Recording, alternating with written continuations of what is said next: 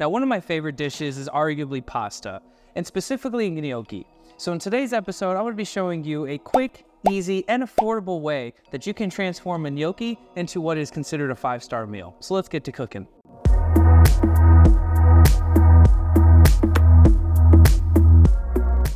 If you didn't know, gnocchi is a type of pasta that is made out of potatoes. Now you can use whatever potatoes you like, but I recommend using russet potatoes for its high level of starch. So the first step you want to do is bake 2 pounds of potatoes. I have my oven set at 400 degrees and I'm going to toss my potatoes into the oven unwrapped and unseasoned. Depending on the size of your potatoes, you'll want to bake anywhere from 45 minutes to an hour, or until they're fork tender. As you can see, the fork easily penetrates the skin and flesh of the potato with little to no resistance. Once your potatoes are cool enough to handle, you'll then want to remove the skin completely. If you have a ricer, you'll want to use that to mash your potatoes. However, a cheese grater will work just as well. Luckily, my food processor comes with a grating attachment, so I don't have to kill my arms grating all of the potatoes. Lucky me. Once your potatoes are grated, dump them onto a floured cutting board or countertop. Yes, I know I forgot to flour my cutting board. I paid for it later. Trust me. Anyway, create a well in the center of your mashed potatoes and crack 1 large egg in the center. Begin to mix the eggs and potatoes with your hands until they are fairly well combined. Start incorporating your flour while kneading the dough. This portion of the process really comes down to just feeling out the dough, so if it gets too sticky, add more flour. I like to start off with at least 3/4 of a cup of flour, and if I need more, I only add in about 1/4 of a cup at a time until the right consistency is formed. You're looking for a dough that is not overly sticky, and you can easily form it into a ball, like so. If you need to flour your surface more, go ahead and do so, and then portion your dough into 3 to 4 separate pieces and roll the pieces into long logs. Try to make the logs as even as possible so that the gnocchi all cook at the same time. Use a dough cutter or knife to start cutting your individual gnocchi pieces, and for a nice presentation, I take the individual gnocchi and lightly press on them with my fingers to create a lovely pillow-like piece.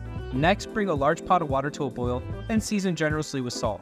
Add your gnocchi and give it a good stir so that they don't stick together, and once the gnocchi starts to float to the top, which should only take about 2 minutes, that means they're done. So scoop the gnocchi out of the pot and set aside.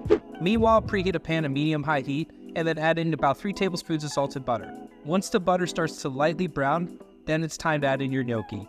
Constantly agitate the pan to prevent the gnocchi from sticking to the pan, and we want to develop a nice crispy skin for some additional texture.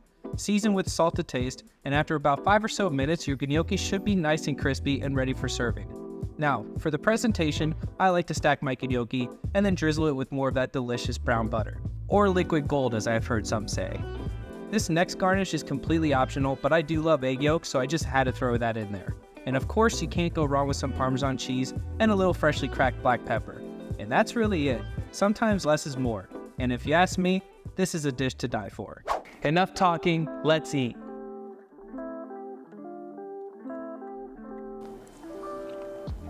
This is outstanding.